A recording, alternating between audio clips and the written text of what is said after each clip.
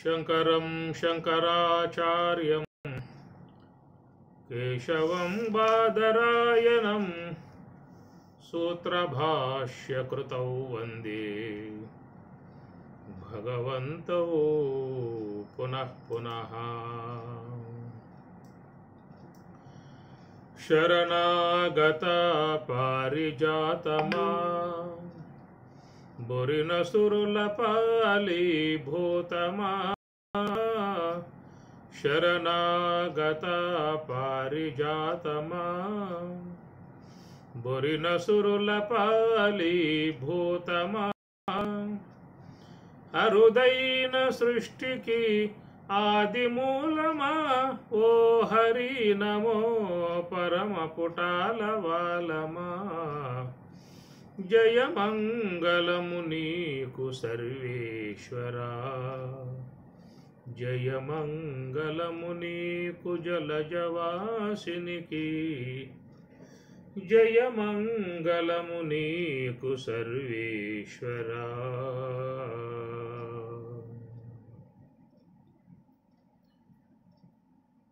సర్వమంగళమాంగళ్యే శివే సర్వార్థసాధకే, శరణ్యే త్ర్యంబకే గౌరీ నారాయణి నమోస్తుతే. మౌనవ్యాఖ్యా ప్రకటిత పరబ్రహ్మతత్వం యువానం వరిశిష్టాంతే వసదృశి గణైః ఆవృతం బ్రహ్మనిష్టైః. ఆచార్యేంద్రం కరకలిత చిన్నూద్రమానందమూర్తిం స్వాత్మారామం ముదితవదనం దక్షిణామూర్తిమీడే.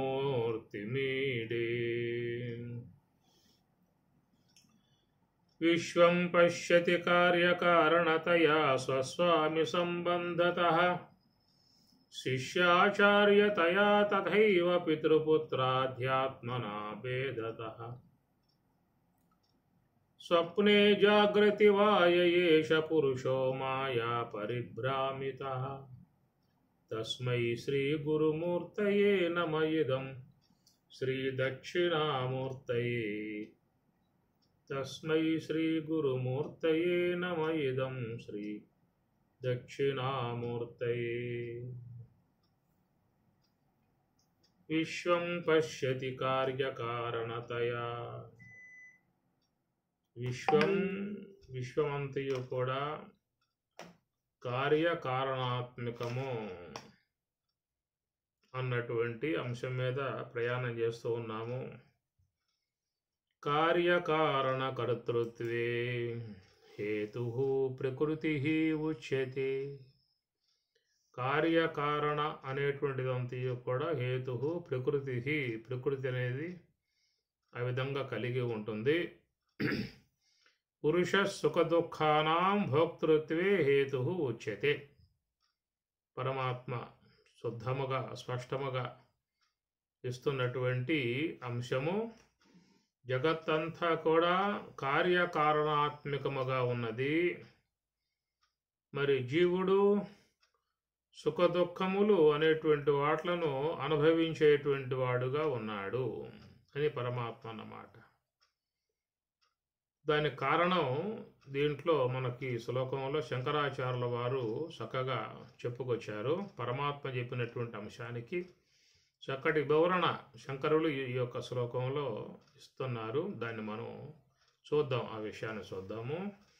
కార్యకారణ కర్తృత్వే విశ్వం పశ్యతి కార్యకారణత. ఈ విషయమై గతంలో మనం ఈ విశ్వములో మరి ఈ జీవులు పుట్టటము అనేటువంటి అంశాన్ని మనం గతంలో చక్కగా వివరణాత్మకంగా చెప్పుకోవటం జరిగింది. మరి ఈ పుట్టుకలు అనేటువంటివి కార్యము. ఈ కార్యమై ఉన్నటువంటి ఈ భవసాగరానికి, ఈ పుట్టుకల పరంపరకు, ఈ సంసారం అనగా భవసాగర సంసారం, ఈ విధాయకం ఉన్నటువంటి దానికి ఏమిటని చెప్పానంటే వెనకాల ఉన్నటువంటి కర్మలు అనేవి చెప్పుకున్నాం. కర్మలను అనుసరించే విశ్వంలో జీవులు శరీరములు ధరిస్తూ ఉన్నాయి. ఎవరెవరి కర్మ ఎట్లా ఉంటుందో ఆ కర్మానుగుణ్యముగా జీవులన్నీ కూడా దేహాలు ధరిస్తూ ఉన్నాయి. పుణ్యకర్మలై ఉంటే ఉత్తమ దేహాలు అన్నారు, పాపకర్మలై ఉంటే హీన దేహాలు అన్నారు. ఆసురీం యోనిం ఆపన్న మూఢా జన్మని జన్మని, మూఢా అన్నాడు. మూఢులు, అజ్ఞానులు, అజ్ఞానంతో ఉన్నటువంటి వారు వీరు ఆసురీం యోనిం ఆపన్న, మరి జ్ఞానరహితమై ఉన్నటువంటి ఇతర జీవులు, మానవేతర జీవులైతే ఉన్నాయో అలాంటి ఆ జీవులలో పడిపోవటం జరుగుతుంది అనేటువంటి మాట. మనకి వేరే సంస్థలు కొన్ని మధ్యకాలంలో వచ్చి అదేం లేదండి, ఏ ప్రాణికి శరీరం పోతే తిరిగి మరలా ఆ ప్రాణి ఆ దేహమే ధరిస్తుంది అనే మాటలు కూడా ఇటీవల కాలంలో కొన్ని సిద్ధాంతాలు ఏర్పడ్డాయి. కాబట్టి వేరే వేరే దేహాలు వచ్చే అవకాశాలు ఏమి లేవు. ఏ యొక్క జీవికి ఏ దేహం పోతుందో తిరిగి మరలా ఆ దేహమే వస్తుంది. అనగా పురుషుడుగా ఉన్నటువంటి వాళ్ళకు దేహం పోతే ఆ జీవికి తిరిగి మరలా పురుష దేహమే వస్తుంది. స్త్రీలకు మరి ఆ యొక్క ఆయువు తీరి ఆ దేహం పోతే తిరిగి మరలా వాళ్ళు స్త్రీ సంబంధ దేహాలే పొందుతారు. ఇతర జీవులు, పశువులు దేహాలు విడిచిపెడితే తిరిగి మరలా ఈ పశువులుగానే పుడతాయి. పక్షులు అవి దేహం సాలిస్తే తిరిగి మరలా అవి ఆ పక్షి యొక్క జాతిలోనే అయి పుడతాయి అనేటువంటి సిద్ధాంతం వెలువరింపబడింది, కొత్తగా వచ్చింది. ఒక రకంగా చూస్తే ఈ సిద్ధాంతం కరెక్ట్ అయినట్లయితే చాలామంది సంతోషించే విధానమే ఉంటుంది. చాలామందిలో సంతోషం ఏర్పడుతుంది, ఆహా మంచి సిద్ధాంతం ఇది, కాబట్టి మానవ దేహం పోతే మానవ దేహమే వస్తుంది అనేటువంటి మాట చాలా ఆనందకరంగా ఉన్నది, చాలా ఊరట ఇచ్చింది. ఇక మాకేం భయం లేదేక. ఇంతకాలంగా మరి మానవ దేహం పోతే వేరే దేహాలలో పడతారని చెప్పనే మాటగా చెప్పుకురావటం కారణముగా మేము చాలా భయాందోళనలో ఉన్నాం.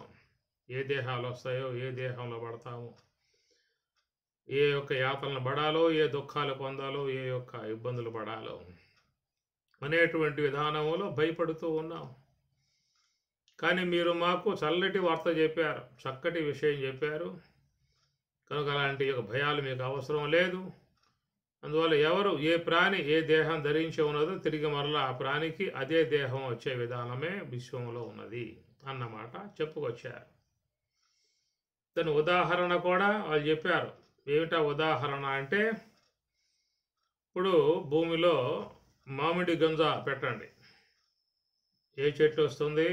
మామిడి చెట్టు వస్తుంది. యాప గింజ పెడితే యాప చెట్టే వస్తుంది. చింత గింజ పెడితే చింత చెట్టే వస్తుంది. మామిడి గింజ పెడితే మామిడి మొక్కే వస్తుంది. కాబట్టి విశ్వంలో ఉన్నటువంటి యొక్క రూలు దాన్ని ఎవరు తప్పించే అవకాశం లేదు. చింత చెట్లకు చింత గింజలకు మామిడి చెట్లు, యాప గింజలకు మరి దానిమ్మ చెట్లు, ఇట్లా వచ్చే విధానం లోకంలో ఏమి లేదు కదా. కాబట్టి ఏ యొక్క బీజమై ఉంటుందో ఆ బీజానికి ఆ మొక్కే వచ్చే విధానం లోకంలో చూస్తూ ఉన్నాం. అట్లాగా మానవునికి మానవ దేహం పోతే మానవ దేహమే వస్తుంది, పశువుకు పశుదేహం పోతే పశువుగానే పుడుతుంది, పక్షి దాని దేహం పోతే పక్షిగా పుడుతుంది. ఇది ఒక న్యాయం లోకంలో ఉన్నది, ఏ గింజకు ఆ చెట్టే, కాబట్టి ఏ యొక్క ప్రాణికి ఆ దేహమే అన్నటువంటి ఒక సిద్ధాంతం ఈ మధ్యకాలంలో వచ్చింది. ఇది మాత్రం కరెక్ట్ అయినట్లయితే చాలామంది మానవులు సంతోషించే విధానం ఏర్పడుతుంది. మాకేం పర్వాలా, మాకేం భయం లేదు, ఎందుకంటే మానవులుగా పుడతాం, మాకు ఎలాంటి యొక్క ఇబ్బంది కలిగే పరిస్థితి లేదేక. ఇతర జీవుల్లో పడతావు పడతావు పడతావు పడతావు పడతావు అని చెప్పి అంటాం కారణంగా మేము భయభ్రాంతులకు గురయ్యామో మళ్ళీ ఏ యొక్క ప్రాణిగా పుట్టాలో, ఏ అరణ్యాల్లో పుట్టాలో, ఏ జంతువుగా పుట్టాలో, ఏ పాముగా పుట్టాలో, ఏ కప్పగా పుట్టాలో అన్న భయాందోళనలో ఉన్నాము. మీ యొక్క మాట వల్ల మాకు చల్లని వార్త చేరింది. సంతోషం అనేటువంటిదిగా చాలామంది సంతోషించేటువంటి యొక్క విషయమే. కాబట్టి ఇది మాత్రం వాస్తవం అయితే మాత్రం ఎవరూ కూడా భయపడే పరిస్థితి ఉండదు. అందువల్ల మానవ దేహమే వస్తుంది కాబట్టి ఏదో చోట ఆ యొక్క ఒకవేళ మేము బాగా పుణ్యకార్యాలు చేశాం కాబట్టి చాలా యజ్ఞయాగాదులు చేశాం కనుక ఆ పుణ్య విశేషముతో ఇంకా ఉన్నతమై ఉన్నటువంటి యొక్క దేశాలలో పడతాం, వేరే వేరే దేశాల్లో పడతాం. ఆ దేశాల్లో పుట్టినప్పుడు కూడా మానవ దేహంతోనే పుడతాం అనేటువంటి ఒక భరోసా దీనివల్ల ఏర్పడే అవకాశం ఉన్నది. కనుక ఇటీవల వచ్చినటువంటి సిద్ధాంతకారులు ఈ విషయాన్ని చెప్తూ ఉన్నారు. కానీ మరి మనకి శాస్త్రపరంగా చూసినట్లయితే అలాంటి అవకాశమే లేదయా. విశ్వంలో అన్ని ప్రాణులు కూడా అన్ని దేహాలు పంచభూతాత్మిక దేహాలే. పంచభౌతికమైన భవనంబు దేహంబు. కాబట్టి దేహం పంచభూతాత్మికం, అన్ని దేహాలు పంచభూతాత్మికములే. ఏ దేహమన్నా తీసుకో, అన్నిట్లలో ఉన్నది పంచభూతాలు. భూమి జలము, అగ్ని, వాయువు, ఆకాశం పంచభూతాలతో ఇమిడి ఉన్నటువంటివి శరీరాలన్నీ కూడా. కనుక పంచభూత కార్యములు ఈ శరీరాలన్నీ కూడా. అందుచేత మరి ఏ దేహం తీసుకున్నా కానీ పంచభూతాత్మికమే. కాబట్టి అలాంటి పంచభూతాత్మికమై ఉన్నటువంటి విధానముగా ఉన్న దేహాలు లోకంలో జీవులు తాము ఆచరించేటువంటి కర్మానుగుణ్యముగా పుణ్యపాపముల అనుసరించి మరి ఆ జీవులు ఆయా దేహాలు పొందటం లాంటి విధానము కలుగుతుంది అనేటువంటి యొక్క విషయాన్ని మనకి శాస్త్రం మాత్రం ఆ విషయం చెబుతూనే ఉన్నది. వీళ్ళేమో ఈ ప్రకారం చెబుతూ ఉన్నారు, లేదా అదేం తప్పది, మానవ దేహం పోతే మానవుడుగా పుడతాడు తప్ప ఇంకో జీవిగా పుట్టే అవకాశాలు లేవు అనే మాటగా చెప్పేటువంటి యొక్క మాట చల్లని కౌరే కావచ్చు. కానీ అది వాస్తవ రూపకంగా అయి ఉన్నదా లేదా అనేటువంటి విషయాన్ని మనం పరిశీలించుకోవాల్సి ఉంటుంది. కానీ శాస్త్ర ఉపనిషత్తు అది శాస్త్రంలో భగవద్గీత శాస్త్రాలన్నీ కూడా అలాంటి అవకాశాలు లేవయా. మానవ దేహం పోయిన తర్వాత ఏ దేహం వస్తుందో అనేది కూడా అది కర్మల అనుసరించి ఉండేటువంటి విధానం, కర్మ సిద్ధాంతం. కాబట్టి ఆ కర్మానుగుణ్యముగా ఆ ప్రాణికి ఆ దేహం వచ్చే విధానం ఉంటుంది. అటువంటి కోణములో మనకు చెప్పుకొస్తున్నటువంటి మరి శాస్త్ర విషయాలు మరి భాగవతంలోనూ అంశాన్ని చెప్పడం జరిగింది, భగవద్గీతలో కూడా అంశం చెప్పడం జరిగింది. కాబట్టి ప్రకారముగా జన్మ రావటం అనే దాని కర్మలు కారణం అని చెప్పి అంటున్నాం, జన్మలు కార్యము అని చెప్పని. కాబట్టి కార్యములుగా ఉన్నటువంటి ఈ జన్మలు మరి మానవేతర జన్మలు అనేటువంటి మాట ఉన్నది. కాబట్టి ఈ విషయం శాస్త్రం చెబుతూ ఉన్నది. కాబట్టి ఈ విషయములో అందరూ కూడా జాగరూకతను అవలంబించాల్సి ఉంటుంది. కనుక ఇవి కేవలం ఒక ఉపన్యాస వాక్యములుగా విని మరుక్షణంలో మరిచిపోయేందుకు అవకాశం ఉండకూడదు. వీటి విషయంలో ఎలాంటి యొక్క అజాగ్రత్తను వహించకూడదు. ఎందుకంటే మరి కర్మలు కారణమై ఉన్నాయి కాబట్టి జన్మలు కార్యమైతే కర్మలు కారణమై ఉన్న విధానం కనుక ఆ కర్మలను ఆచరించే విషయంలో ప్రతి ఒక్కరూ కూడా జాగ్రత్తను వహించాల్సి ఉంటుంది. కనుక చేసిన కర్మముల యొక్క ఫలితములే పుణ్యపాపములుగా మన మనస్సులో సూక్ష్మదేహంలో ప్రవేశిస్తూ ఉన్నాయి. ఏ కార్యం చేసినప్పటికీ కూడా ఆ కార్యం పుణ్యమై ఉండవచ్చు, పాప సంబంధమై ఉండవచ్చు. ఆ విధముగా ఆచరించేటువంటివన్నీ కూడా సూక్ష్మదేహంలో సంస్కారముగా వాసనా రూపముగా చేరతాయి.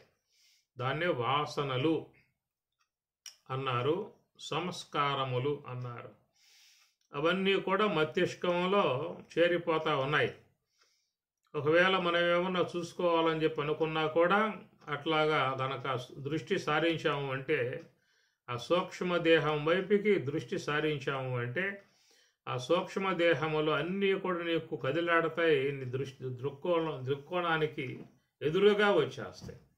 ఒక్కసారి చూడండి, మనస్సు లోనకు తిప్పి ఆ యొక్క మనస్సు లోపల ఆ చిత్త గుహలో ప్రవేశించి ఉన్నటువంటి సంస్కారాలు, ఎక్కడెక్కడ ఏమి చేశావో, ఎవరితో వ్యవహరించావో, ఎవరెవరి విషయాలుగా ప్రవర్తించావో మొత్తం కూడా లోపల సమాచారం అంతా చేరిపోయింది.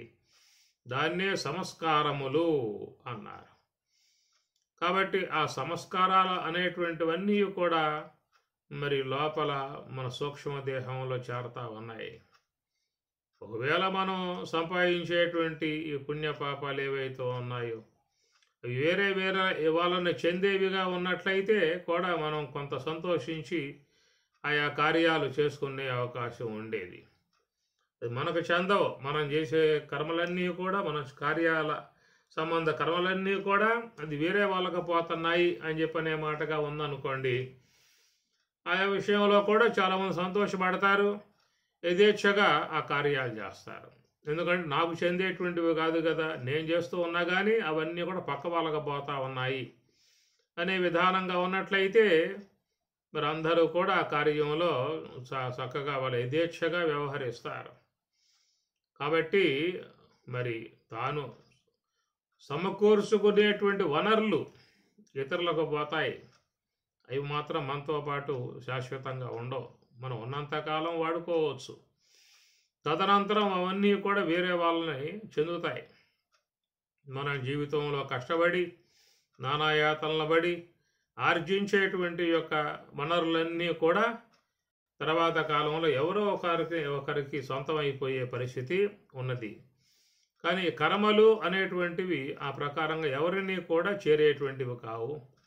అది ఎవరికి వారుగా వాళ్ళ సూక్ష్మదేహం చేరిపోతూ ఉన్నాయి. కాబట్టి ఈ జన్మలకు కారణం లోన చేరి ఉన్న సంస్కారములు అనేటువంటి అంశాన్ని అందరూ కూడా గుర్తులో పెట్టుకుని జీవితాన్ని జీవించాల్సి ఉంటుంది. కార్యములను చక్కగా ఆ విధంగా ఆచరించాల్సి ఉంటుంది. కనుక జన్మకారకములు సంస్కారములు అనేటువంటి విషయము. అయితే ఆ సంస్కారాలకు ఏమిటి కారణం, ఆ సంస్కారములు రావటానికి గల కారణం ఏమిటని చెప్పనంటే వాటి వెనకాల ఉన్నటువంటి గుణములు అనే విషయం కూడా మనం చెప్పుకోవడం జరిగింది. ఈ గుణములు అనేటువంటివి మానవుణ్ణి ఆయా మార్గాల్లోకి లాక్కుపోతూ ఉన్నాయి. శక్నోతి హైవ యస్సోఢుం ప్రాక్షరీర విమోక్షణాత్ కామక్రోధ ఉద్భవం వేగం సయుక్త సుఖీ నరః అని పరమాత్మ అన్నాడు. కామక్రోధ ఉద్భవం వేగం, కామ ఉద్భవ వేగం, క్రోధ ఉద్భవ వేగం. ఈ యొక్క వేగం, ఆ క్రోధం అనేది ఒక వేగాన్ని పుట్టింపజేస్తుంది. కామం ఒక వేగాన్ని అనగా అతిగా ప్రవర్తింపజేస్తూ ఉంటాయి. కాబట్టి ఈ ప్రకారం పరమాత్మ చెబుతూ కామ ఉద్భవ వేగం, క్రోధ ఉద్భవ వేగం, మోహ ఉద్భవ వేగం, అసూయ ఉద్భవ వేగం, కక్ష ఉద్భవ వేగం, ప్రతీకార ఉద్భవ వేగం, వాట్లను ఆపగలిగే విధానం లేదు. వాటికి లోనై కర్మలు ఆచరించే విధానం ఉంటుంది. కాబట్టి దాన్ని అనుసరించి మరి ప్రకారంగా అనేక పుణ్యపాప సంబంధమై ఉన్న కర్మలు ఏర్పడుతూ ఉన్నాయి. కాబట్టి జన్మకు కారణముగా కర్మలు ఉంటే ఈ కర్మలు అనేటువంటివి మనకి రావటానికి, ఈ సంస్కారములు రావటానికి గల కారణం ఏంటంటే వాటి వెనకాల ఉండి మరి మనల్ని నడిపేటువంటి గుణములు. అవి దైవీ గుణాలై ఉండవచ్చు, ఆసురీ గుణాలై ఉండవచ్చు. సాత్వికులై ఉన్నటువంటి వారికి దైవీ గుణాలు అవి వ్యవహారంలో ఉంటాయి. అవి మంచి కార్యములు చేయిస్తాయి, మంచి మార్గంలో తీసుకువెళ్తాయి, మంచిగా ప్రవర్తింపజేస్తాయి. కనుక మంచినే సంపాదించి పెడతాయి. కాబట్టి మరి ఆ యొక్క మరి సాత్విక సంబంధమై ఉన్నటువంటి దైవీ గుణాలుగా ఉన్నటువంటి అవి కలిగి ప్రవర్తించేటువంటి వారు చక్కటి మంచి కార్యములే చేస్తారు, పుణ్యాన్ని ఆర్జించుకుంటారు, సన్మార్గానికి మంచి మార్గాన్ని వాళ్ళు చక్కగా వేసుకుంటారు. రెండవది మరి ఆ యొక్క ఆశ్రయ సంబంధ గుణాలు, అవి తామసిక రాజసికములతో చేరి ఉన్న గుణాలు కాబట్టి అలాంటి ఆ గుణములతో మరి జీవితాన్ని జీవించినప్పుడు ఈ కర్మలు అనేటువంటివి ఏర్పడుతున్నాయి. కాబట్టి ఈ కర్మ సముదాయం రావటానికి గల కారణం ఏమిటంటే లోన ఉన్నటువంటి గుణములు. కాబట్టి ఆ గుణాలకు లోబడే మనం లోకంలో కార్యాన్ని కూడా చేస్తూ ఉన్నాం. అందువల్ల ఈ విధముగా ఉన్నటువంటి గుణాలు రెండు రకాలు చెప్పుకున్నాం. దైవీ సంబంధ గుణాలు, ఆశ్రయ సంబంధ గుణాలు. ఈ గుణములకు మూల కారణం ఏంటంటే లోన ఉన్నటువంటి విద్య అవిద్యలు రెండు అన్నమాట. విద్య అవిద్యలు. విద్య అంటే ఈశ్వర సంబంధమై ఉన్న ఉపాధి, అవిద్య అంటే జీవ సంబంధమై ఉన్న ఉపాధి. అందుచేత మరి ఈ అవిద్య సంబంధమై ఉన్నటువంటి గుణాలు ఆశ్రయ గుణాలు. ఈ ప్రకారంగా కార్యకారణ విశ్వం పశ్యతి కార్యకారణతయా స్వస్వామి సంబంధత అన్నాడు. విశ్వం పశ్యతి కార్యకారణ. ఎక్కడ చూసినప్పటికి కూడా కార్యము కారణము, కార్యము కారణము, కార్యము కారణము. ఇప్పుడు చెప్పుకున్నాం కదా, దేహానికి కారణం, దేహం రావడానికి గల కారణం ఏమిటంటే కర్మలు. ఆ కర్మలు అనేటువంటివి రావడానికి కారణం ఏంటంటే లోన ఉన్న గుణాలు. ఆ గుణాలకు లోబడే మనం కార్యాలు చేస్తూ ఉన్నాం. కాబట్టి ఈ అజ్ఞాన సంబంధమై ఉన్న కర్మలన్నీ కూడా వచ్చి ఆ సూక్ష్మ దేహంలో పడుతూ ఉన్నాయి.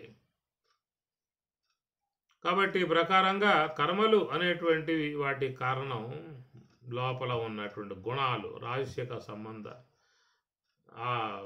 తామసిక సంబంధ ఆశ్రయ గుణాలు. ఎక్కువ శాతం లోకంలో ఆశ్రయ గుణాలు అనేటువంటివి వ్యవహారం అనేది కలిగి ఉంటుంది. చాలామంది 100కి 90% పైగా ఆశ్రయ సంబంధ గుణాలే ఎక్కువగా వ్యవహారం కలిగి ఉన్నాయి. ఏ కొద్ది మంది పుణ్యాత్మలు మాత్రమో దైవీ సంబంధ గుణాలు అనేటువంటి వాళ్ళు కలిగి ఉన్నారు. కనుక వారు సంపాదించుకునే కర్మ సుకృతము, వీళ్ళు సంపాదించుకునే కర్మ దుష్కృతం అనేటువంటిది. ఈ ప్రకారముగా చాలా వరకు మానవులు ఈ రాజసిక తామసిక సంబంధమై ఉన్న గుణాలు ఏవైతే ఆశ్రయ గుణాలు ఉన్నాయో వాటితో సంబంధం పడి కార్యాలు చేస్తూ ఉన్నారు. కాబట్టి ఈ ప్రకారంగా ఈ దేహములు అనేటువంటి తొడుగులు రావడానికి గల కారణం కర్మలు అని చెప్పి అనుకున్నాం. ఆ కర్మలు అనేటువంటివి ఏర్పడటానికి కర్మలు అన్నప్పుడు సుకృత కర్మ కావచ్చు, దుష్కృత కర్మ కావచ్చు. సుకృత కర్మ అని చెప్పనంటేనేమో దైవీ గుణాలతో వ్యవహరించే విధానంగా ఉన్న వాళ్ళకి సుకృత కర్మ ఏర్పడుతుంది. ఆశ్రయ సంబంధ గుణాల వ్యవహారం కలిగి ఉన్నటువంటి వారేమో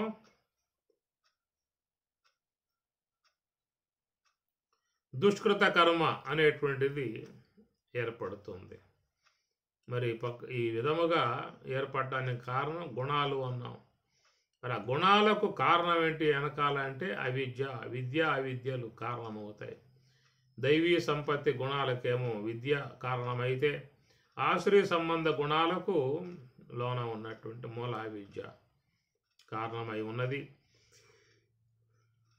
ఈ ప్రకారముగా కార్యకారణ కర్తృత్వే కార్యకారణ విశ్వం పశ్యతి కార్యకారణ. కాబట్టి జన్మ పరంపరల విషయముగా చూసినట్లయితే మనకి ఇక్కడ కార్యకారణములుగా కనబడేటువంటి యొక్క అంశములు ఇవన్నీ. ఈ ప్రకారముగా అన్నీ కూడా విశ్వజగత్తంతా కార్యకారణాత్మకమే. విశ్వమంతా కార్యం కారణం, కార్యం కారణం జరిగిపోతా ఉంటాయి ఒకదానికొకటి. దీనికి కారణం ఏమిటయ్యా? అది. దానికి కారణం ఏమిటి? అది. దానికి కారణం ఏమిటి? అది. ఈ విధముగా ఎత్తుక్కుంటూ పోతూ ఉంటే ఉదాహరణకొకటి ఆ విధంగా మనకి ప్రయాణం జరుగుతూనే ఉంటుంది. ఇది జన్మ పరంపరల యొక్క అంశములో మనం చెప్పుకొస్తున్నటువంటి విధానము. రెండవది ఈ జీవుడు తమ యొక్క వ్యవహారానికి హేతువులుగా ఉన్నటువంటి పంచకోశములు అనేటువంటివి ఉన్నాయి. ఇవి జీవుని యొక్క మనుగడ వాటి వల్ల ఏర్పడతా ఉంటుంది. అలాగా పంచకోశములు అని చెప్పనంటే 3 దేహాలుగా చెప్పుకోవచ్చు. స్థూల దేహము, సూక్ష్మ దేహము, కారణదేహము అనేటువంటివి. అందువల్ల స్థూల దేహము అనేటువంటి చూసినట్లయితే ఇప్పుడు కర్మానుగుణ్యముగా ఏర్పడేటువంటివి ఈ తొడుగులు, ఈ స్థూల దేహములు. కర్మ ఉన్నంత వరకే ఈ దేహం ఉంటుంది.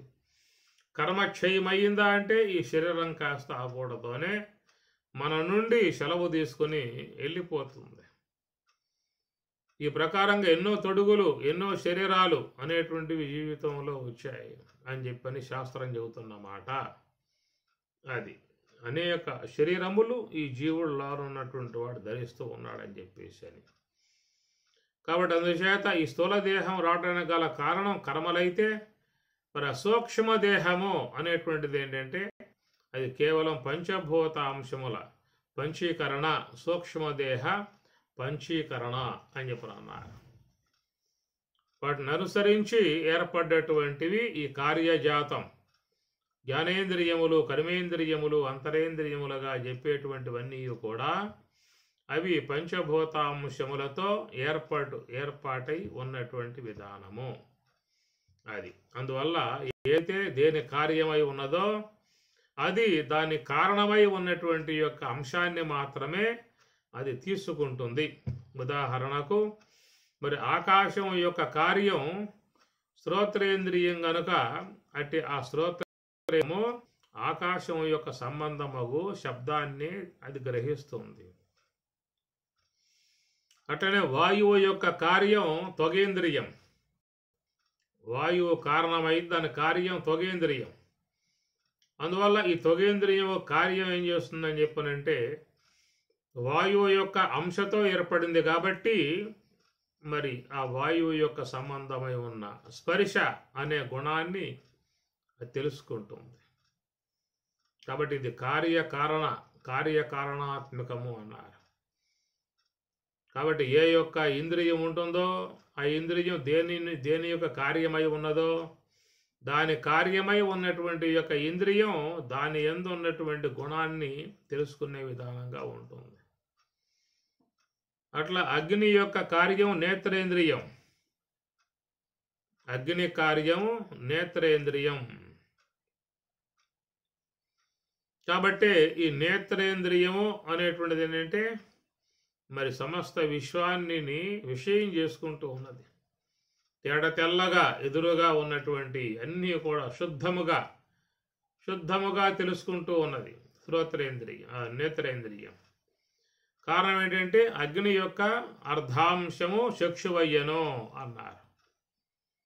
అగ్ని యొక్క అర్ధాంశమే చక్షువయ్యను. కనుక ఆ అగ్ని యొక్క అంశతో ఏర్పడేటువంటిది నేత్రేంద్రియం. కాబట్టి అగ్ని ఏం చేస్తుంది? చీకట్టును తొలగింపజేస్తుంది. తెలియని తనమును తొలగింపజేసి తెలిసిన తనాన్ని కలగజేస్తూ ఉంటుంది. మరి అగ్ని ఎదురుగా ఉన్న అంధకారాన్ని పోగొట్టి ప్రతి వస్తువును కూడా తెలియబడే విధానముగా చేస్తూ ఉంటుంది అగ్ని. అందువల్ల ప్రకాశమానమై ఉన్నటువంటి యొక్క అగ్ని అంశతో ఏర్పడ్డటువంటి యొక్క నేత్రేంద్రియం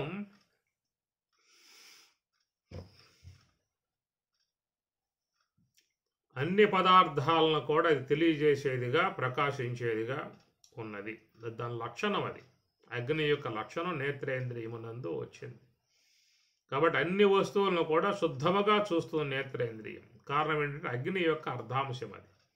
అగ్ని ఏ ప్రకారంగా, దీపం ఏ ప్రకారంగా ఎదురుగా ఉన్నటువంటి యొక్క వస్తువును తెలియజేస్తుందో, అంధకారం తొలగింపజేసి ఎదురుగా ఉన్న వస్తువు తెలియజేస్తుందో దీపం, అగ్ని, అట్లా అగ్ని యొక్క అర్ధాంశముతో ఏర్పడ్డటువంటి ఈ నేత్రేంద్రియం కూడా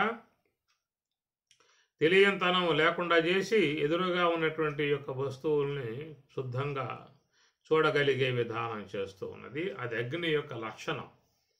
అగ్ని ఏ ప్రకారంగా ప్రకాశింపజేయబడుతుందో వస్తువుల్ని, అట్లా నేత్రేంద్రియం కూడా, నేత్రము కూడా మరి అగ్ని యొక్క లక్షణం కలిగి ఉన్నది కాబట్టి అది సమస్తాన్ని కూడా తేట తెల్లగా తెలియజేసేదిగా ఉన్నది. అది కార్యం, కారణం అగ్ని. అట్లనే జలం, జల కార్యమే జిహ్వా అన్నారు. కాబట్టి జిహ్వేంద్రియము, జిహ్వ అనేటువంటిది కార్యం. దానికి కారణం ఏంటంటే జలం. జలము నుండి ఏర్పడ్డటువంటిది త్వగేంద్రియము అన్నారు.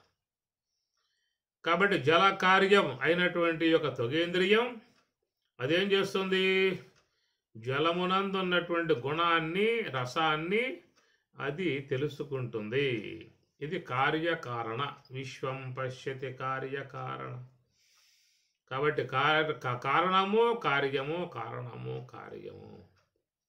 అందుచేత మరి ప్రకారముగా జిహ్వేంద్రియము జలాంశం వల్ల ఏర్పడింది కాబట్టి అది జలమునందు ఉన్నటువంటి గుణమగు రసాన్ని తెలుసుకోవటం అనేటువంటి దానికి ఏర్పడింది. అది జల కార్యం కావటం కారణంగా. అట్లనే పృథివీ యొక్క కార్యమై ఉన్నటువంటిది ఘ్రాణేంద్రియం. పృథివీ కార్యం, కారణం పృథివీ, కార్యమేమో ఘ్రాణేంద్రియం. అందువల్ల ఈ కార్యమై ఉన్నటువంటి ఘ్రాణేంద్రియం దాని నుంచి ఆవిర్భావం అయ్యిందో తనకు మూలమై ఉన్నటువంటి పృథివీ అనేటువంటి దాని యందు ఉన్నటువంటి గంధమును మాత్రమే అది ఆఘ్రానించగలుగుతుంది. ఇది కార్యకారణ. ఎందువల్ల ఈ ప్రకారంగా ఇంద్రియాలు అనేటువంటివి వాటిని గ్రహించుతూ ఉన్నాయి. ఏటిని కూడా తెలుసుకునే విధానంగా ఇవి లేవు. నేత్రము, శ్రోత్రము, త్వక్కు, జిహ్వ ఏవైతే ఉన్నాయి ఇంద్రియాలు, అవి అన్నిటినీ కూడా ఏకకాలంలో తెలుసుకోగలిగేటువంటి యొక్క సామర్థ్యం వాటికి లేదు. కాబట్టి దేని పాటికది తెలుసుకోవడం తప్ప అన్నింటి యొక్క విధానాన్ని ఒకే ఇంద్రియం చేసే విధానం ఉండదు. కాబట్టి ప్రకారముగా ఆయా ఇంద్రియాలు ఏ యొక్క పంచభూత కారణము నుండి కార్యజాతంగా ఆవిర్భావం అయ్యాయో అట్టి ఆ ఇంద్రియాలు ఏ యొక్క భూతము నుంచి ఆవిర్భావం అయ్యాయో వాటి యందు ఉన్నటువంటి గుణాలనే తెలుసుకునేటువంటి విధానము. ఇప్పుడు చెప్పుకున్నాం కదా, ఆకాశాంశము యొక్క దాంతో ఆకాశ కార్యముగా ఉన్నటువంటి శ్రోత్రేంద్రియం తిరిగి మరలా ఆకాశ గుణముగు శబ్దాన్ని గ్రహిస్తుంది. వాయువు యొక్క కార్యమై ఉన్నటువంటి త్వగేంద్రియం వాయువు యొక్క గుణముగు స్పర్శనే గ్రహిస్తుంది. అగ్ని యొక్క కార్యమై ఉన్నటువంటి యొక్క నేత్రేంద్రియం అగ్ని యొక్క అంశమగు రూపాన్ని అది చూడగలిగే విధానం కలిగి ఉన్నది. అట్లాగే జలము యొక్క కార్యమై ఉన్నటువంటి జిహ్వేంద్రియం తిరిగి మరలా జలము యొక్క గుణమగు రసాన్ని గ్రహిస్తుంది. పృథివీ కార్యమై ఉన్నటువంటి ఘ్రాణేంద్రియం మరి ఆ పృథివీ యొక్క సంబంధమై ఉన్న గంధాన్ని మాత్రమే ఆఘ్రానిస్తుంది ఘ్రాణేంద్రియం. ఇది కార్యకారణ. విశ్వం పశ్యతి కార్యకారణతయ. ఈ విధముగా కార్యకారణాత్మకములుగా ఉన్నాయి. అదే ప్రకారంగా మహాత్ములు నివృత్తి మార్గంలో ప్రయాణం చేసే విధానంగా ఉన్నారు. ఆ ప్రయాణం చేసే విధానములో మరి చూసినట్లయితే నివృత్తి మార్గం అనేటువంటి దాన్ని ఆసరాగా చేసుకుని వాళ్ళు బ్రహ్మమును పొందటం లాంటిది జరుగుతూ ఉన్నది. కాబట్టి ఇక్కడ కార్యకారణము అని చెప్పనంటే యోగ సమాధి అనేది కార్యమైతే ఆ యోగ సమాధిని కలగజేసేటువంటిది దాని కారణమై ఉన్నటువంటిది ఏంటంటే అంతర్ముఖ వృత్తి. అంతర్ముఖ వృత్తి అనేటువంటి యొక్క కారణం లేకుండా దాని కార్యమై ఉన్నటువంటి యోగ సమాధిని పొందే అవకాశం అనేటువంటిది లేదు. వింటూ ఉన్నారా?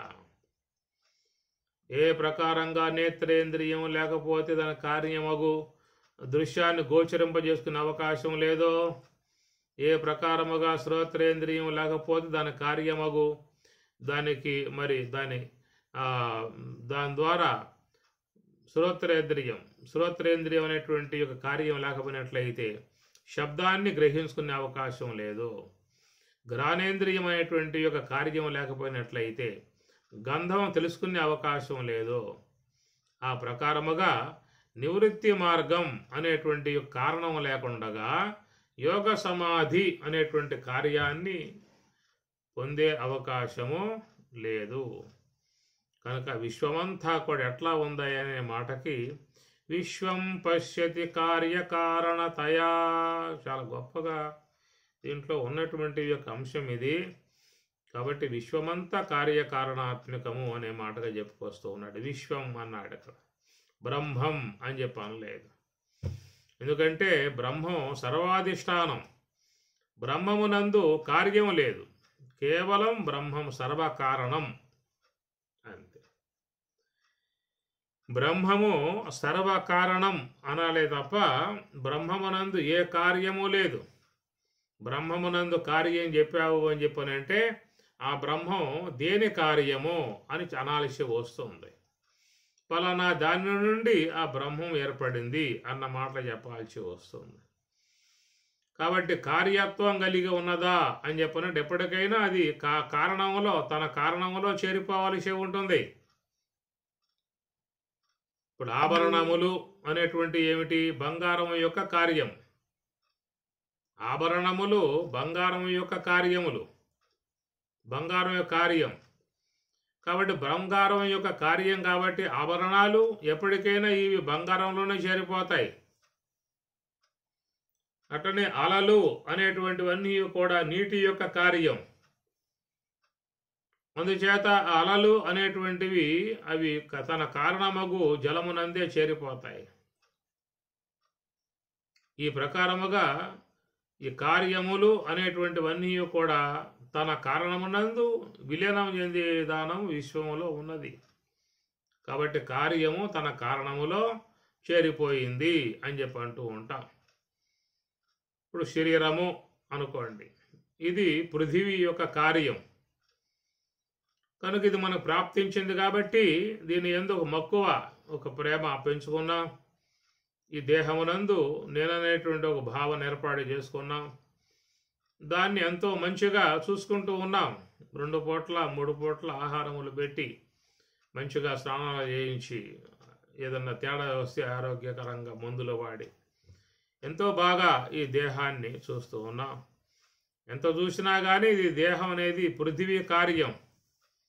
మనం ఈ యొక్క దేహాన్ని కూడా పృథివీ సంబంధమై ఉన్న వస్తువులతోనే పెంచుతూ ఉన్నాం. ధాన్యాదులన్నీ కూడా పృథివీ సంబంధ వస్తువులు కనుక వాటి ద్వారానే మనం ఈ శరీరాన్ని పెంచుతూ ఉన్నాం. కాబట్టి కనుక ఈ దేహమంతా కూడా పృథివీ యొక్క కార్యము అనాలి. కరచరణాదులుగా ఉన్నటువంటి రక్తమాంసములుగా ఉన్నటువంటి యొక్క ఈ పార్థివ దేహం పృథివీ యొక్క కార్యము. పృథివీ కార్యమై ఉన్నటువంటి యొక్క ఈ దేహం ఎడగబోతుంది, చివరికి కారణంలోకి వెళ్ళిపోతుంది. పృథివీలో చేరిపోవలసిందే. కాబట్టి ఖననం చేసి పెడతారా, దహనం చేసి పెడతారా, అది ఎవరెవరి యొక్క ఆచారానుగుణ్యముగా ఉంటాయి అంతే. మునులై ఉన్నటువంటి వారు ఋషికేశం యొక్క ప్రాంతాలలో జల సమాధి అవుతారు. వాళ్ళు ఏనాడైతే ఆ దేహాన్ని విసర్జించే భావన కలుగుతుందో ఇక ఆ పూట పోయి గంగలో మునగటమే, గంగలో దూకటమే. ఇక అంతే, ఆ దేహం కాస్త జల సమాధి అనగా వారు ఆ దేహాన్ని ఆ యొక్క ఇతర జీవులకు ఆహారంగా పడేస్తారు. అందుచేత ఇవన్నీ కూడా మొత్తం కూడా పృథ్వీలోకి చేరిపోవాల్సిందే. అందుచేత కారణంలో చేరిపోతుంది అనేటువంటి యొక్క మాట. ఈ కోణంలో ఏం చెప్పుకున్నాం మనం? మనలో మనం వాడుకునేటువంటి ఇంద్రియాత్మక సూక్ష్మ దేహం ఏదైతే ఉన్నదో, సూక్ష్మ దేహముగా పిలువబడేటువంటిది జ్ఞానేంద్రియములు, కర్మేంద్రియములు, అంతరేంద్రియములు అనేటువంటి యొక్క వాటి సమూహముతో చేరి ఉన్నటువంటి యొక్క వస్తువుని సూక్ష్మ దేహం అనే పేరు పెట్టాం. కాబట్టి ఇవన్నీ కూడా ఏం చేస్తున్నాయి అని చెప్పనంటే మరి ఆ యొక్క పంచభూత అంశముల నుంచి ఏర్పడ్డటువంటివి. కాబట్టి ఆ పంచభూతముల యందు ఉన్నటువంటి వాటిని మాత్రమే గ్రహించేటువంటివిగా ఉన్నాయి. ఆకాశాంశముతో పుట్టింది కాబట్టి శ్రోత్రేంద్రియం, ఆకాశం కారణమైతే శ్రోత్రేంద్రియం కార్యమవుతుంది. ఈ కార్యమగు శ్రోత్రేంద్రియం తన కారణమై ఉన్నటువంటి యొక్క ఆకాశమునందే గుణమైతే ఉన్నదో శబ్దం, ఆ శబ్దాన్ని మాత్రమే వింటుంది. అటనే ఆకాశాంశముతో ఆకాశం కారణం కాగా ఆకాశం యొక్క కార్యమే వాగేంద్రియం. కాబట్టి వాక్కు అనేటువంటిది ఆకాశాంశముతో ఏర్పడింది కాబట్టి ఆకాశం యొక్క సంబంధమై ఉన్న గుణమగు శబ్దాన్ని మాత్రమే వాగేంద్రియం వ్యక్తపరుస్తూ ఉంటుంది.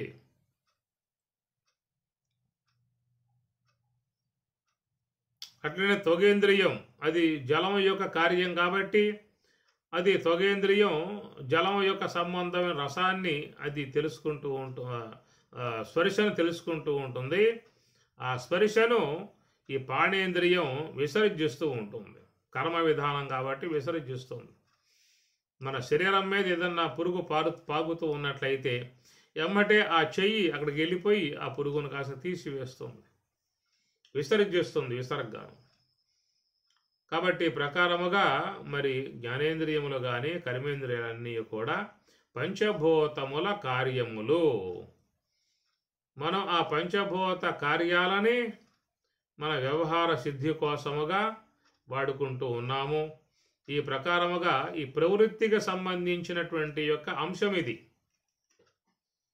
ప్రవృత్తికి సంబంధించినటువంటి యొక్క అంశము ఇవన్నీ కూడా.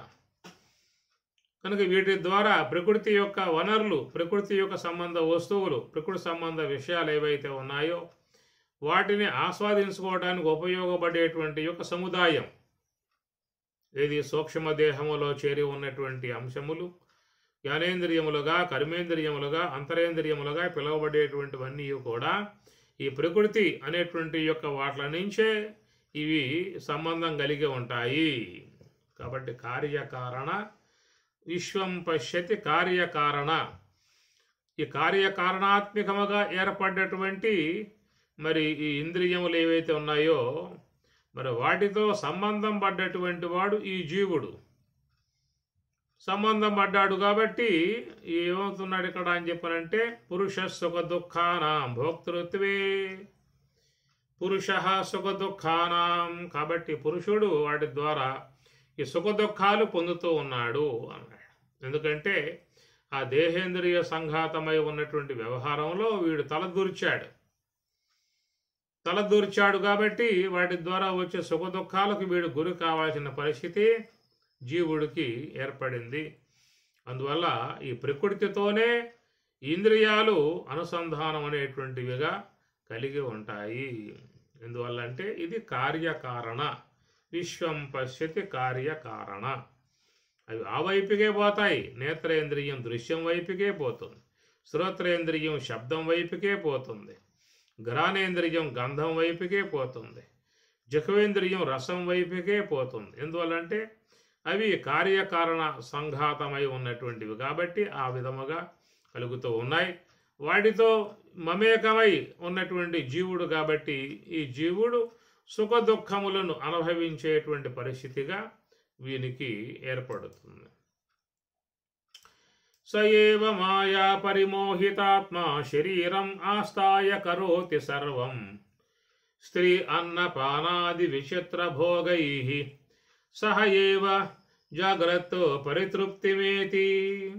కాబట్టి జాగ్రత్త కాలంలో ఉన్నటువంటి యొక్క ఈ జీవుడు పరితృప్తిం ఏతి పరితృప్తుడై ఉన్నట్టు విధానముగా సహ ఏవ మాయా పరిమోహితాత్మ శరీరం ఆస్థాయ కరోతి సర్వం. శరీరం ఆస్థాయ కాబట్టి ఈ దేహమునందు ఉన్నటువంటి వాడై కరోతి సర్వం సమస్తము వ్యవహారం అంతయు కూడా వాడు చేసుకుంటూ ఉన్నాడు.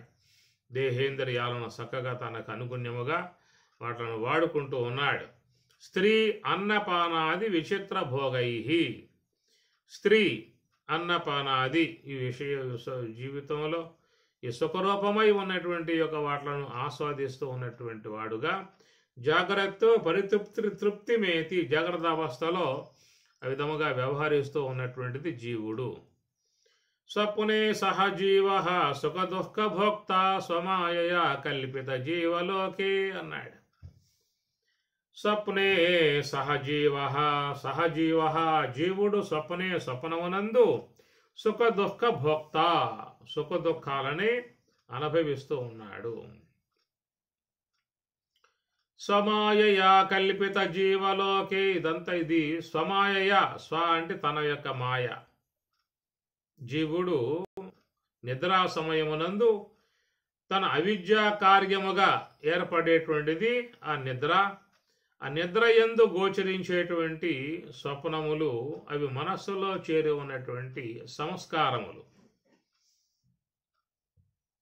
స్వమాయయా కల్పిత స్వమాయయ, స్వమాయ తన మాయ అన్నమాట. తన మాయ అంటే అవిద్య. కనుక అవిద్య అనేటువంటి యొక్క మాయతో మరి స్వప్న విధానాన్ని కల్పింపజేసుకుని దాని యందు వాడు సుఖ దుఃఖములుగా అనుభవిస్తూ ఉన్నాడు. జాగ్రత్త అవస్థ అనేటువంటిదేమో ఈశ్వర మాయ, ఈశ్వర కల్పితమై ఉన్నటువంటి జాగ్రత్త అవస్థ. స్వప్నావస్థ ఏమో స్వమాయయ, వాడు కల్పించుకున్నటువంటి యొక్క మరి మాయా సంబంధ జగత్తు. సుషుప్తి కాలే సకలే విలీనే తమోభిభూత సుఖరూపమేతి. సుషుప్తి కాలే, సుషుప్తి యందు మాత్రమే వాడు సకలే విలీనే, సమస్తము కూడా లయమైపోగా, సమస్తము కూడా వ్యవహారం లేకుండా ఉండటం కారణముగా తమోభిభూత సుఖరూపమేతి, సుఖాన్ని పొందుతూ ఉన్నాడు అక్కడ. సుషుప్తి యందు మాత్రమే అక్కడ వాడు ఆ సుఖాన్ని పొందేటువంటి వాడుగా ఉన్నాడు అన్నాడు. ఎందువల్లంటే సకలం విలీనే, సకలము అన్నీ కూడా అక్కడ వ్యవహారం లేకుండా పోతూ ఉన్నాయి. సుషుప్తి యందు సమస్త ఇంద్రియ వ్యవహారం అంతయు కూడా ఉపశమింపబడుతుంది. కాబట్టి అక్కడ సుఖరూపమేతి, సుఖం ఏతి, సుఖాన్ని చక్కగా వాడు పొందేవాడుగా ఉన్నాడు. అందుచేత ఈ ప్రకారముగా ఈ కార్యజాతముగా ఉన్నటువంటి యొక్క వాట్లలో వీడు తగులుకుని మరి ఈ విధముగా ఈ ప్రవాహంలో పోతూ ఉన్నాడు. ఒక సుఖం సుషుప్తి అవస్థ యందు మాత్రమే సుఖరూపం ఏతి, సుఖాన్ని చక్కగా పొందగలిగే అవకాశం ఏర్పడింది. కారణం ఏంటంటే మరి అక్కడ జీవ కల్పితమై ఉన్నటువంటి అంశములు లేవు, ఈశ్వర కల్పితమై ఉన్నటువంటి యొక్క అంశములు లేవు. రెండు కూడా దాటాడు. సుషుప్తి అవస్థ అనబడే దానికి చూసినట్లయితే అక్కడ జీవ కల్పితమై ఉన్నటువంటి ప్రాతిభాషికము కానీ, ఈశ్వర కల్పితమై ఉన్నటువంటి వ్యావహారికము కానీ, ఈ రెండూ కూడా సుషుప్తి అవస్థ యందు లేకపోవడం కారణముగా అక్కడ మాత్రమే చక్కగా సుఖం రూపమేతి, సుఖాన్ని ఆనందాన్ని పొందే విధానంగా అవుతుంది. అందుచేత ఈ ప్రకారముగా ఒకదానికి ఒకటి కార్యము కారణము, కార్యము కారణము, ఇది ప్రవృత్తికి సంబంధించినటువంటి యొక్క అంశము. మరి నివృత్తికి సంబంధించి ఉన్నటువంటి యొక్క అంశం ఏమిటి అని చెప్పనే మాట చూసినట్లయితే మరి యోగ సమాధి అని అర్థం. ఇక్కడేమో సుషుప్తి కాలే సకలే విలీనే అన్నాడు. కాబట్టి ఇది అప్రయత్నముగా వచ్చేటువంటి యొక్క యోగ సమాధి.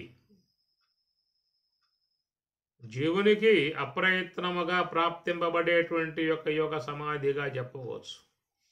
ఎందువల్లంటే ఆ సమాధి యందు ఆనందాన్ని పొందుతూ ఉన్నాడు. కాబట్టి మహాత్ములు యోగ సమాధి యందుండి ఆనందాన్ని పొందేటువంటి వారుగా ఉన్నారు కనుక మరి ఆ ప్రకారంగా వీళ్ళు కూడా సుఖరూపమేతి, సుఖరూపం ఏతి, ఆ సుఖాన్ని ఎక్కడ పొందుతూ ఉన్నాడు? సుషుప్తి కాలే. ఆ సుషుప్తి కాలములో మరి ఈ వ్యవహార సంబంధమై ఉన్నటువంటి ఇంద్రియ సముదాయం అంతయు కూడా ఉపశమించింది. కాబట్టి అక్కడ ఆత్మ ఆనందాన్ని పొందటానికి కారణం అనేటువంటిది అయ్యింది. ఇది సుషుప్తి యొక్క విధానములో చెప్పేటువంటి మాట. మహాత్ములు మరి యోగ సమాధి యందు బ్రహ్మానందాన్ని ఆస్వాదించే విధానం చూసినట్లయితే అట్టి ఆ యొక్క యోగ సమాధి అనబడేటువంటి యొక్క అంశము సోహం అనేటువంటి దాని కారణముగా ఏర్పడేటువంటిది. ఇది చాలా గొప్పగా ఉండేటువంటి యొక్క అంశం. పరమాత్మ భగవద్గీత 3వ అధ్యాయంలో కూడా ఇది ఒక అంశం చెప్పుకొస్తాడు.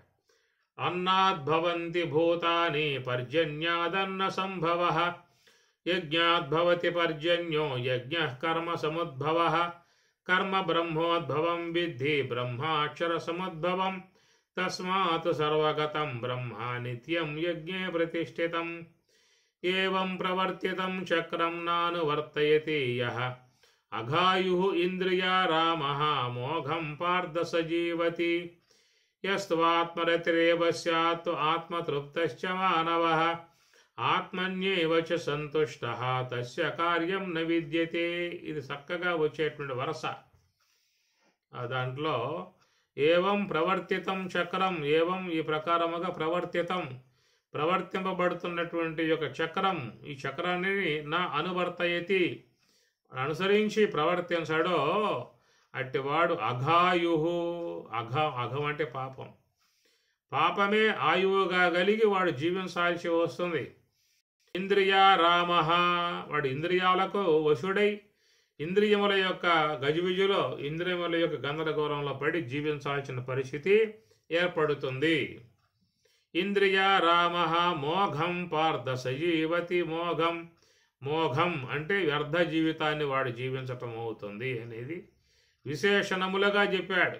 ఏది ఎవరైతే చక్రాన్ని అనువర్తించారో వాళ్ళ విషయం. అయితే చక్రాన్ని అనువర్తించేటువంటి వాళ్ళు ఎట్లాగా, వాళ్ళు ఏ విధంగా ఉంటారని చెప్పనంటే, యస్త్వాత్మరతిరేవ స్యాత్ ఆత్మతృప్తశ్చ మానవః ఆత్మన్యేవ చ సంతుష్టః తస్య కార్యం న విద్యతే అన్నాడు.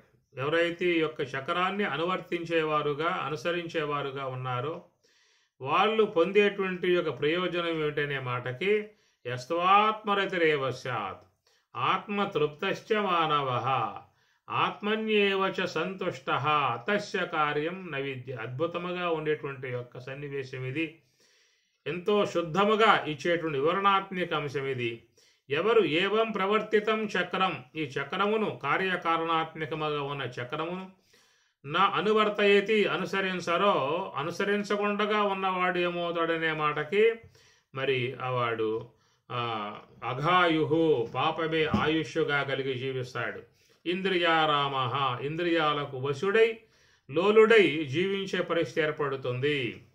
కాబట్టి వాడు వ్యర్థ జీవితాన్ని జీవించిన వాడే అనేది 3 విశేషణాలుగా చెప్పుకొచ్చాడు. ఈ చక్రం అనువర్తింపకుండా ఉండేటువంటి వాళ్ళ విషయం.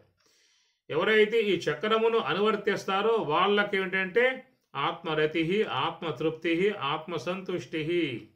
వాళ్ళు ఎప్పుడూ కూడా బ్రహ్మానందమునందు ఊలలాడుతూ ఉంటారు, బ్రహ్మానంద సాగరములో ఈదులాడుతూ ఉంటారు. తస్య కార్యం న విద్యతే, వాళ్ళకి విధి విధానం అనేది ఏమి లేదు. చక్కగా వాళ్ళు ఎలాంటి యొక్క మరి విధి విధానం లేకుండా మరి నిరంతరంగా ఆత్మావలోకనంగా చేసేటువంటి వాళ్ళుగా ఉంటారు. ఏమిటి ఈ కార్యకారణాత్మకముగా ఉన్నటువంటి చక్రం అనే దానికి అన్నాద్భవంతి భూతాని పర్జన్యాదన్న సంభవ. అన్నాద్భవంతి భూతాని భవంతి భూతాని, భూతములన్నీ కూడా ఏర్పడుతున్నాయి ఏం చెప్పానంటే అన్నం కారణం అన్నారు. కనుక అన్నము అనేది కారణ విధానములో కార్యములుగా ఉన్నటువంటివి ఈ దేహాలు అనేటువంటి ఏర్పడుతూ ఉన్నాయి. కాబట్టి ఈ శరీరములకు కారణము అన్నము అనే మాట స్వామిగారు వాడారు. అన్నాద్భవంతి భూతాని పర్జన్యాదన్న సంభవ. మరి ఈ యొక్క అన్నం అనేది ఎట్లా ఏర్పడుతుంది? అన్నం కార్యమైతే దాని కారణం ఏమిటి అని చెప్పనే మాటకి పర్జన్య వరుణుడు. కనుక వరుణుడు వర్షించటం కారణముగా మరి యొక్క భూమి మీద సస్యములు అనేటువంటి ఏర్పడుతూ ఉన్నాయి. కాబట్టి అన్నాదులు ఏర్పడుతున్నాయి. కనుక మరి అన్నాదులు అనేవి కార్యమైతే దాని కారణం వరుణుడు, వర్షధారలు అనేటువంటి. పర్జన్యాదన్న సంభవ యజ్ఞాద్భవతి పర్జన్య. మరి ఈ వర్షం అనేది కార్యం, దాని కారణం ఏంటని చెప్పానంటే యజ్ఞము అన్నాడు. కనుక యజ్ఞములను ఆచరించడం కారణముగా ఈ వర్షం అనేటువంటిది ఏర్పడుతుంది అనే విషయములో మరి ఈ వర్షం రావడం అనేది కార్యమైతే దాని కారణముగా ఉన్నటువంటిది యజ్ఞము అని పరమాత్మ అన్నాడు. యజ్ఞాద్భవతి పర్జన్య, కాబట్టి ఆ యజ్ఞములు అనేటువంటి వాటి ద్వారా పర్జన్య వాన అనేది కార్యం ఏర్పడుతుంది. కర్మ బ్రహ్మోద్భవం విద్ధి, అయితే మరి ఆ వర్షం అనేటువంటిది ఎట్లా ఏర్పడుతుంది, దాని కారణం ఏంటనే మాటకి దానికి యజ్ఞకర్మ ఆచరించడం కారణముగా వర్షం అనేటువంటి కార్యం ఏర్పడుతుంది. మరి ఆ యజ్ఞం అనేటువంటి దానికి కారణం ఏమిటి అని చెప్పనంటే దానికి బ్రహ్మ అన్నాడు. బ్రహ్మ అంటే వేదం.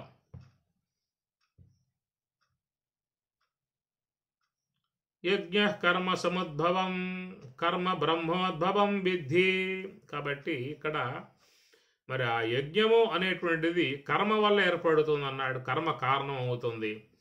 ఆ కర్మ అనేటువంటి దానికి ఏమిటంటే కారణం బ్రహ్మ అనగా వేదము అవుతుంది.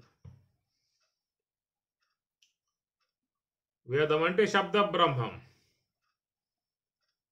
కనుక ఆ శబ్ద బ్రహ్మం కారణమవుతుంది.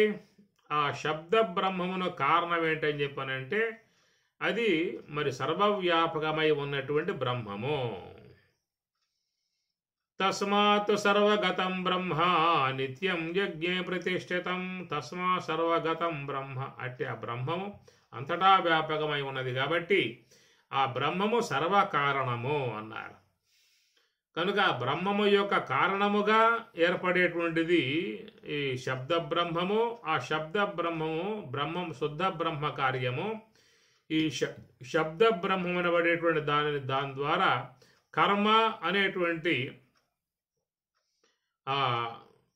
అనేది ఏర్పడుతుంది. ఆ కర్మ కారణముగా యజ్ఞ కార్యక్రమం జరుగుతూ ఉన్నది. ఆ యజ్ఞము అనే కారణముగా వర్షధారలు ఏర్పడుతూ ఉన్నాయి. ఈ వర్షధారలు అనేటువంటి కార్యముగా సస్యాదులు అనే కార్యం ఏర్పడుతున్నది. ఈ సస్యాదులు అనేటువంటి ధాన్యాదులు వాటి యొక్క కారణముగా మరి ఈ దేహములు శరీరములు అనబడేటువంటి భూతాలు కలుగుతూ ఉన్నాయి. అర్థమైందో లేదో మరి.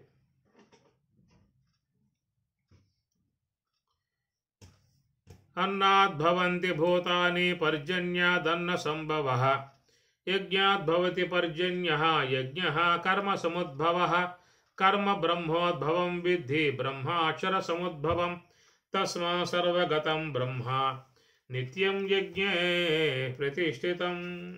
కాబట్టి మీ దగ్గర భగవద్గీత శ్లోకాలు ఉంటాయి. ఒకసారి ఇది 3వ అధ్యాయములు ఈ యొక్క అంశాన్ని చూసుకోండి.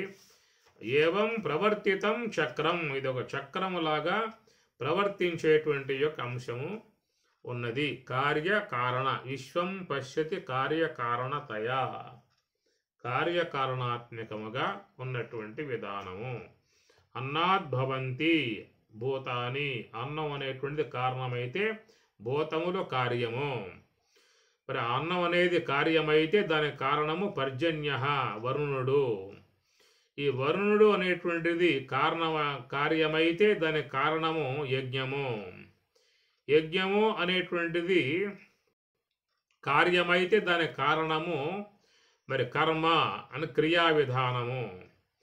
ఆ కర్మ అనేటువంటిది దానికి కారణం ఏంటంటే వేదము శబ్ద బ్రహ్మము. ఆ శబ్ద బ్రహ్మమునకు కారణం ఏంటంటే శుద్ధ బ్రహ్మము అని అన్నాడు. మరి ఆ శుద్ధ బ్రహ్మానికి కారణం ఏమిటి ఆడు చెప్పలా. స్వాంగారేఖ అక్కడ పోయి ఆగిపోయాడు. ఆయన ఆగిపోయాడు. ఇంక చెప్పే అవకాశాలు లేవు. శుద్ధ బ్రహ్మానికి కారణం ఏం చెబుతా? శుద్ధ బ్రహ్మానికి కారణం చెబితే దానికి కారణం ఏది అడగాలి. మళ్ళా దానికి కారణం ఇంకొకటి చెబుతారు. దానికి కారణం ఏమిటి అనే విధానంగా దీన్ని అనవస్థా దోషము అని చెప్పని అంటారు. అందుచేత బ్రహ్మం వద్దకు చాగిపోవటమే. ఇదే విషయం మీకు రామచంద్ర స్వామి కూడా సీతారామాంజనేయంలో చెప్పుకొస్తాడు. ఏం చెబుతారని చెప్పనంటే శబ్దాది విషయ పంచకంబు దృశ్యంబగు శ్రవణాధికరణ పంచకమునకు శ్రవణాధికరణ పంచకంబు దృశ్యంబగు దతమనోబుద్ధ్యహంకృతులకు దతమనోబుద్ధ్యహంకృతులు దృశ్యంబగు పరిపూర్ణ దృంమయ బ్రహ్మంబు పరిపూర్ణ దృంమయ బ్రహ్మంబునకు దృశ్యత్వంబు సింతింపదుగాన అని అక్కడికి వచ్చి ఆయన ఆగిపోయాడు. శబ్దాది విషయములు. వాటి కారణం ఏంటయ్యా? శ్రోత్రాది ఇంద్రియాలు. వాటి కారణం ఏంటయ్యా? మనస్సు. దానికి కారణం ఏంటయ్యా? బుద్ధి. దానికి కారణం ఏంటయ్యా? బ్రహ్మము. బ్రహ్మానికి కారణం లేదయ్యా అని చెప్పన్నాడు. దృశ్యత్వం భుషింతింపదుగాన అని రామచంద్ర స్వామి కూడా బ్రహ్మం వద్దకు వచ్చి ఆగిపోయాడు అంతే. అట్లా కృష్ణ పరమాత్మ ఇక్కడ ఏమన్నాడు అని చెప్పానంటే, తస్మా సర్వగతం బ్రహ్మ నిత్యం యజ్ఞే ప్రతిష్ఠితం తస్మాత్ ఆ కారణముగా సర్వగతం బ్రహ్మ. అయా బ్రహ్మం అంతటా వ్యాపకమై ఉన్నది కాబట్టి ఆ బ్రహ్మమే సర్వకారణము. దాని కార్యం బ్రహ్మమునందు కార్యం చెప్పే అవకాశం లేదు. కార్యం చెప్పావా అది వినాశనమయ్యే పరిస్థితి ఏర్పడుతుంది. ఎప్పటికైనా కార్యత్వం కలిగి ఉన్నటువంటిది కారణములో చేరిపోవాల్సిందే. పృథివీ కార్యత్వం కలిగి ఉన్నది కాబట్టి తన కారణమై ఉన్న జలములో చేరిపోతుంది. జలం కార్యత్వం కలిగి ఉన్నది కాబట్టి తన కారణమై ఉన్నటువంటి అగ్నిలో చేరిపోతుంది. అగ్ని కార్యత్వం కలిగి ఉండడం కారణముగా తన కారణమై ఉన్నటువంటి యొక్క వాయువులో చేరిపోతుంది. వాయువు కార్యత్వం కలిగి ఉన్నది కాబట్టి తన కారణమై ఉన్న ఆకాశములో చేరిపోతుంది. కాబట్టి ఏవి కూడా మిగలవు. కనుక ఈ విధముగా కార్యం కారణమునందు విలీనం చెందే విధానం కాబట్టి బ్రహ్మము కూడా కార్యత్వం కలిగి ఉన్నది అని చెప్పి అన్నావు అంటే అది కూడా ఏదో సమయంలో తన కారణమై ఉన్న వస్తువులో చేరిపోవాల్సి ఉంటుంది. కాబట్టి అక్కడ బ్రహ్మము యొక్క విషయంగా చూసినప్పుడు తస్మా సర్వగతం బ్రహ్మ, దాని విషయంలో కార్యత్వాన్ని ఆయన చెప్పలేదు. సర్వకారణం బ్రహ్మ అంతే, ఇంకా పైకి పోయే అవకాశాలు లేవేక. కనుక ఈ ప్రకారముగా ఏం చెప్పుకున్నామని చెప్పనంటే, అన్నాద్భవంతి భూతాని. ఇది కొంచెం వినండి, పర్లేదు, టైము కొంచెం అయిపోతుంది. అన్నాద్భవంతి మనం చెప్పుకున్న అంశము, మరి ఈ యొక్క సమస్త భూతములు అన్నం వల్ల ఏర్పడుతూ ఉన్నాయి. అన్నం అనేది వర్షం వల్ల ఏర్పడతా ఉన్నది. ఈ వర్షం అనేది యజ్ఞం వల్ల ఏర్పడతా ఉన్నది. ఈ యజ్ఞము అనేటువంటిది మరి కర్మ వల్ల ఏర్పడతా ఉన్నది. ఆ కర్మ అనేటువంటిది వేదం వల్ల ఏర్పడతా ఉన్నది. ఆ వేదం అనేది బ్రహ్మము నుండి ఏర్పడతా ఉన్నది. అంతవరకే బ్రహ్మం అనేది ఇంకా చెప్పే అవకాశాలు లేవేక. ఇది కార్యకారణాత్మకము అని చెప్పని అన్నారు.